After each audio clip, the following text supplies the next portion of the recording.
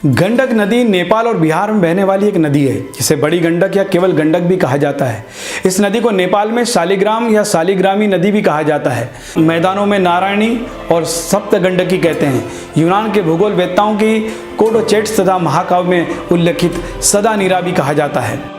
गंडकी हिमालय से निकलकर दक्षिण पश्चिम बहती हुई भारत में प्रवेश करती है। त्रिवेणी पर्वत के पहले इसमें एक सहायक नदी त्रिशूल गंगा मिलती है। यह नदी काफी दूर तक उत्तर प्रदेश तथा बिहार राज्यों के बीच में सीमा निर्धारित करती है। उत्तर प्रदेश में यह नदी महाराजगंज और कुशीनगर जिलों से होकर बहती है। बिहार में यह चंपारण, सारण और मुजफ्फरपुर जिलों से होकर बहती हुई 192 मील के मार्ग के बाद पटना के सम्मुख गंगा में जाकर मिलती है। इस नदी की कुल लंबाई लगभग 1310 किलोमीटर है।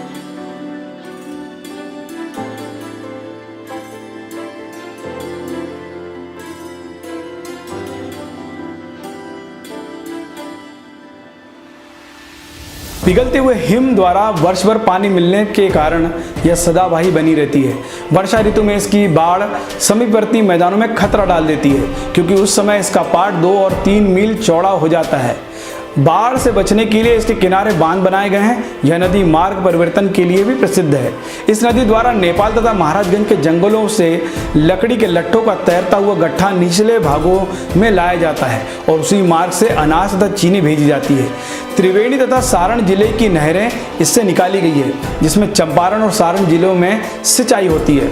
यह बिहार और उत्तर प्रदेश की संयुक्त नदी घाटी परियोजना है। 1959 में भारत नेपाल समझौते के तहत इसमें नेपाल को लाभ मिला। इस परियोजना के अंतर्गत गंडक नदी पर त्रिवेणी नहर हेड रेगुलेटर के नीचे बिहार के वाल्मीकि नगर में बैराज बनाया गया। इसी बैराज 4 नहरें निकलती है, जिसमें से 2 नहरें भारत और 2 नहरें नेपाल में है।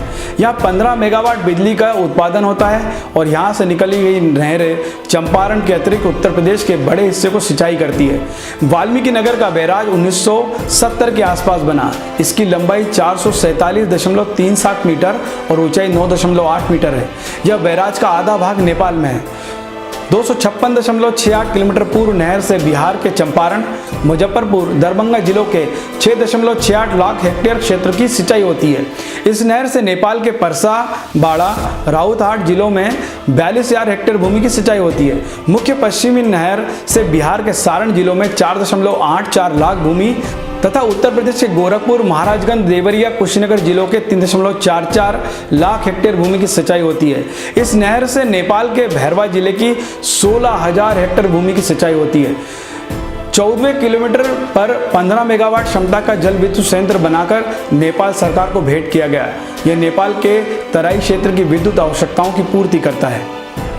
यह परियोजना बहुत पुरानी है। गंडक नहर परियोजना के लिए स्वतंत्रता संग्राम सेनानी और महाराजगंज के तात्कालिक सांसद शिवबनलाल सक्सेना ने अथक प्रयास एवं लंबा अनशन किया।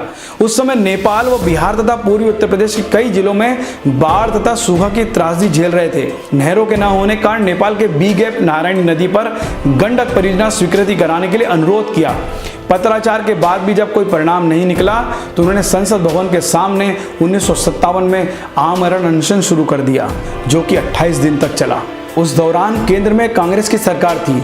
उनके अनशन की गूंज से सरकार जाग गई। प्रधानमंत्री के हस्तक्षेप के बाद गंडक परियोजना के लिए स्वीकृति मिल गई। उसके बाद प्रोफेसर शिवबनलाल ने सरकार को नहर के लिए किसानों को जमीन दिलवाने के लिए पहल की। इसके लिए उन्होंने गांव-गांव गए, किसानों को तैयार किया, उचित मुआवजा दिलाकर जमीन हस्तांतरित कराई। इसके परियोजना का काम शुरू हो पाया। इससे नेपाल, बिहार और पूर्वी उत्तर प्रदेश में नहरों का जाल बिछ गया और सिंचाई की क्षमता 18,800 क्यूसेक तक पहुंच गई।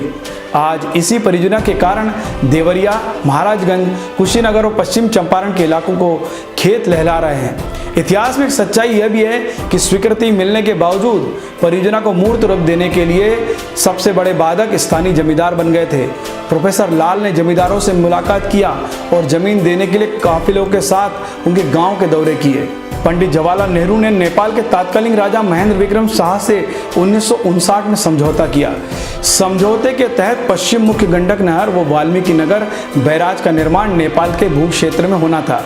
भौगोलिक व तकनीकी कारणों से नेपाल राष्ट्र की जमीन लेना गंडक नहर प्रणाली के निर्माण के लिए ज्यादा उचित साबित हुआ। इस जमीन के बदले गंडक नदी के दाएं तट पर नेपाल सीमा तक के भूभाग को बाढ़ एवं कटाव से बचाने की जिम्मेदारी भारत सरकार ने ली। इसके तहत ए गैप बांध की लंबाई 2.5 किलोमीटर तथा बी गैप बांध की लंबाई 7.37 किलोमीटर है।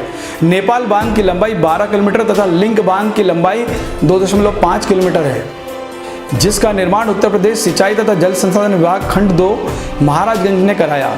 इस नहर की शीर्ष प्रवाह क्षमता 18,800 क्यूसेक है। मुख्य नहर से बिहार प्रदेश भी 2500 क्यूसेक पानी लेता है। बूढ़ी गंडक तथा सिरकाना इस नदी की प्राचीन धारा है, जो मुंगेर के समूह गंगा से मिलती है। गंडक नदी नारायणी नदी भी कहलाती है। यह मध्य नेपाल और उत्तरी भारत में स्थित है। पवित्र शालिग्राम भी गंडक नदी में ही पाए जाते हैं। यह काली और त्रिशूल नदियों के संगम से बनी है, जो नेपाल की उच्च हिमालय पर्वत श्रेणी से निकलती है। इसके संगम स्थल से भारतीय सीमा तक नदी को नारायणी के नाम से जाना जाता है। यह दक्षिण पश्चिम दिशा में भारत की ओर बहती हुई और फिर उत्तर प्रदेश बिहार राज्य की सीमा के साथ गंगा के मैदान में दक्षिण पूर्व दिशा की ओर बहती है। यह 765 किलोमीटर लंबे घुमावदार रास्ते से बहकर पटना के सामने गंगा नदी से मिल जाती है। बूढ़ी गंडक नदी एक पुरानी जलधारा है, जो गंडक के पूर्व में इसके समानांतर बहती है। यह मुंगेर के पूर्वोत्तर में गंगा से जाकर मिलती है। आज के लिए बस इतना ही। अगले एपिसोड में एक नई नदी के साथ फिर हम यात्रा करेंगे। तब तक के लिए नमस्कार।